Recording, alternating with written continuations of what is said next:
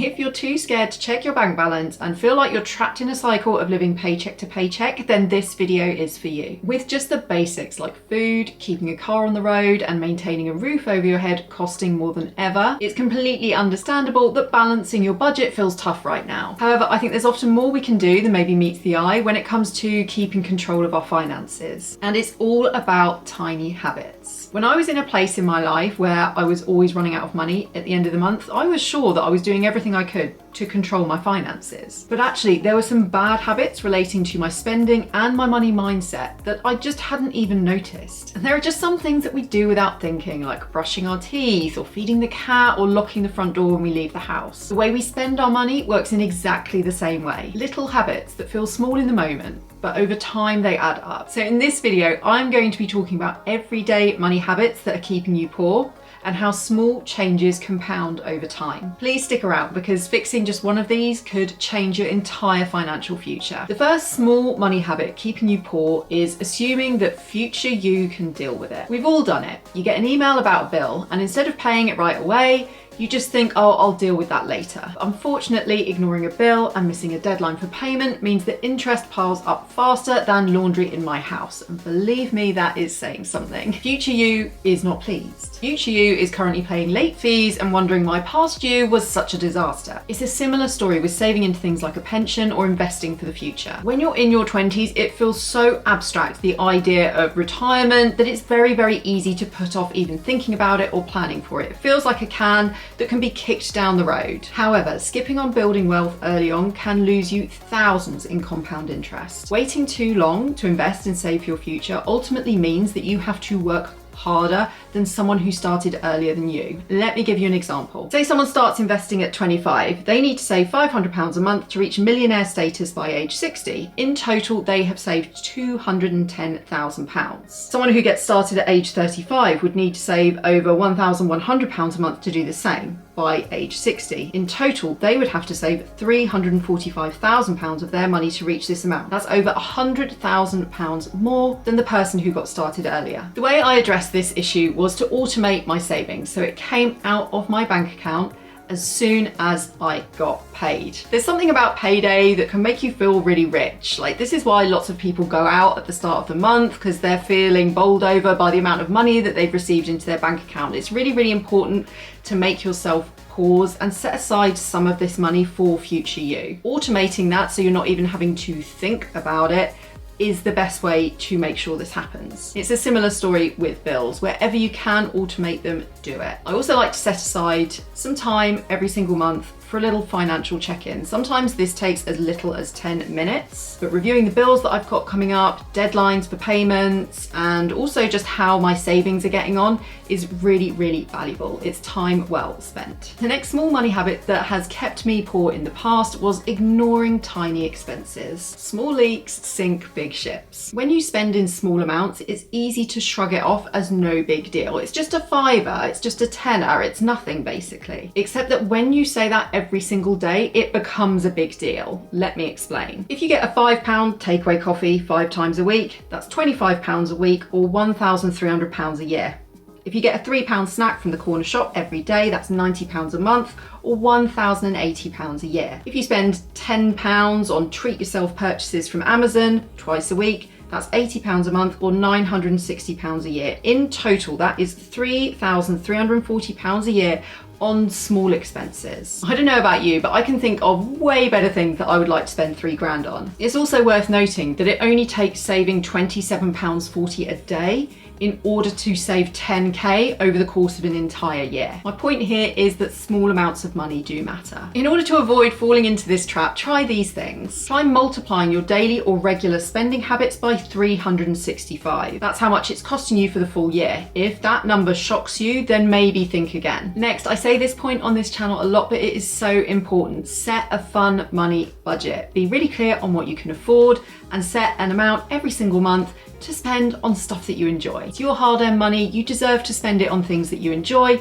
you just don't want to spend all of it on things that you enjoy. Another thing you can try is using cash for small daily expenses. Now, I'm not a huge fan of cash budgeting overall because so many places don't accept cash. However, there is some value in using cash for some things, particularly if you find yourself going out here and there and just spending money on a takeout coffee or spending money on a lunch that you didn't plan to. If you're actually physically handing over the cash, it might just make you pause and take note of exactly how much you're spending on these little expenses. The last thing that your budget needs is you cutting out all fun spending. It's just about making sure that small purchases aren't secretly ruining your budget. The next habit is lifestyle inflation. Whenever we get a pay rise, the natural next step is to upgrade our lifestyle with a nicer house, a nicer car, better holidays, more trips away, more spending on fun stuff. And this is known as lifestyle inflation or lifestyle creep. Look, I don't think there's anything wrong with upgrading your lifestyle as you earn more. The point of life is to enjoy it, not just to hoard piles of cash. And certain comforts may well be worth it for you. You don't want to live in a one-bed flat when you have 2 kids and you can afford to buy a house. But I think it's one of those things where there just has to be a sensible balance. If your salary rockets to 150k a year and you've got assets worth 10k, and you suddenly rush out to buy a 60k car on finance, plus on top of that you're taking out a much bigger mortgage to buy a way bigger house, it's possible that you may be overstretching yourself and not considering ways that you can use that extra money to build wealth and secure your financial freedom. So whenever I've taken time to take stock of how much I'm spending on my lifestyle, I like to think about more than just what my salary is. I also consider what my assets are worth and what my financial goals are. My financial goals include making sure that I've saved enough to help my kids out when they become adults, ensuring that I've got a pension so that I can have a comfortable retirement, and additional savings and investments so that I can cover the big costs such as emergencies or paying for fun stuff like really nice family holidays. You can stop lifestyle creep from racing out of control by just stopping to consider, what are your assets? What are your financial goals? Where would you like to be? And how much can you afford to put into improving your lifestyle while balancing it against those things? As I showed you earlier, the more you save or invest, the more your money starts to do the heavy lifting for you. And that means that you don't have to work as hard. The next bad habit is impulse spending. Now look, we all know that impulse spending can be the ruin of our budget, but we just can't stop. It all maybe starts with browsing. You're just looking because you're bored. You don't plan to buy anything, and then all of a sudden your cart has 5 items and boom, you've managed to spend £250 in less than 5 minutes. And the worst part of it is that half the time, once the thing actually arrives, you're not even that bothered about it. In my experience, it's certainly never as great as you thought it would be when you paid. Impulse spending is really sneaky. It doesn't feel like a big deal in the moment because online shopping has made it too easy. One click, one tap, and it's yours. Then throw in some free shipping and a countdown timer and an unexpected sale, and all of a sudden you feel like you would be losing money if you didn't buy the thing. And it's not just online shopping here. You pop into the supermarket to pick up a few essentials and you end up leaving with a trolley full of snacks. You're in town, you see a sale sign, you go in, and somehow you end up with 2 bags of clothes that you had no intention of buying when you arrived. Shops are designed to make you spend, and they are very, very good at it. They play on urgency, FOMO, and the idea that if you don't grab it now, you'll regret it later. So how do we stop doing this? The one thing that's worked for me here is just to pause and take a breath. Whenever I feel that urge to buy something that I had no plan to buy 5 minutes ago, I force myself to stop. I wait 24 hours. If it's a bigger purchase, then I will wait 30 days. And then most of the time, I just forget about it completely.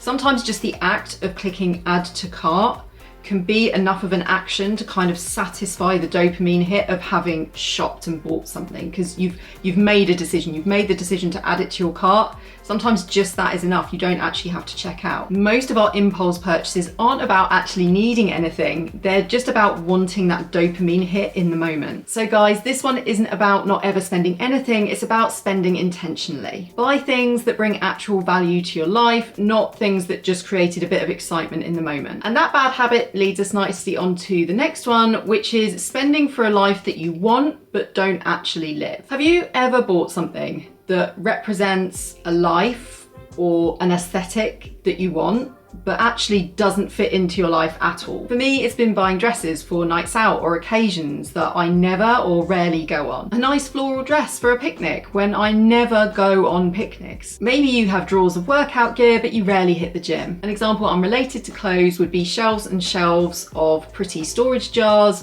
with beautiful matching labels. They look great, I'm not gonna lie, there's something so satisfying in seeing organisation videos for kitchens and pantries and utility rooms that include this kind of beautiful aesthetic matching storage containers. But you could easily spend hundreds kitting out your house with this stuff, and then you have to spend all this time decanting food that you just bought into them, or decanting cleaning products that you just bought into them, taking them out of their perfectly fine sealed food pouches or cans or bags, whatever. And then when there's not enough space in the jar for all of the stuff that you bought, what do you do with it? Like, if you've got a massive house, massive storage space, massive cupboards where you can stuff all the open bags that you couldn't fit in the pretty jars, fine, but what if you don't? Where do you put that? Or if you just have enough space for jars with basmati rice and long grain rice, but you bought some risotto rice, like, where then does the risotto rice go? And then you have to buy another jar just for the risotto rice. I just wonder, like, where does it end? I think this image we have of the perfect, Insta-worthy, organised kitchen, I mean, it looks beautiful, but it's just so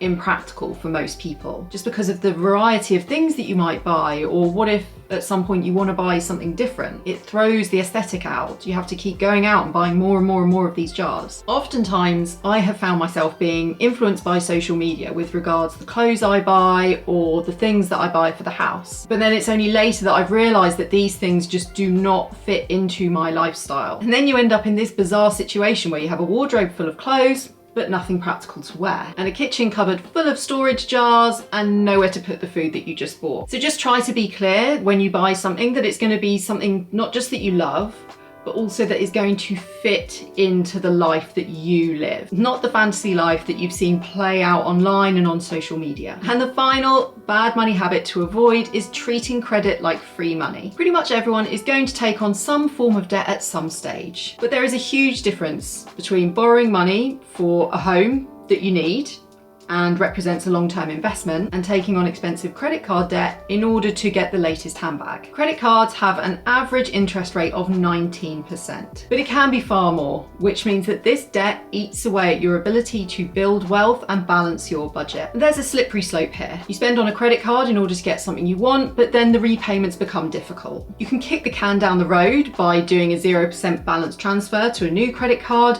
but then something else comes along that you want to buy and you take out more credit. Now it's become a habit. Before you know it, the 0% interest rate repayments end and you're left struggling to keep up with the repayments for this debt. And the interest rate means that it is only getting bigger and bigger. And in the worst case scenario, you have to take on even more debt just to pay for the essentials that you need to live. The trouble is that this type of bad debt has become so normalized that we think it's totally okay to buy stuff that we don't need in a way that is very detrimental to our finances. US credit card debt has reached a record $1.7 trillion. And the number of people making just the minimum payments rose to 10.75%. More debt and more people struggling to pay it back. My rule is very simple. If I do not have the money right now to pay for the thing, to buy the thing outright, then I do not get it. Nothing, absolutely nothing I can buy in the shops is ever going to feel as good as being safe in the knowledge that I have got an emergency fund to cover me in case of the unexpected, and money in the bank to pay for everything that we need. So if you feel like you're making good money but never have enough, then I really hope that changing just one of these habits could save you a lot of money. Have you found any of these habits creeping into your own life? What did you do in order to turn things around? Let me know in the comments below. Let's help each other get financially fit. Thank you so much for watching to the end. Don't forget to hit the like button and subscribe for more from me.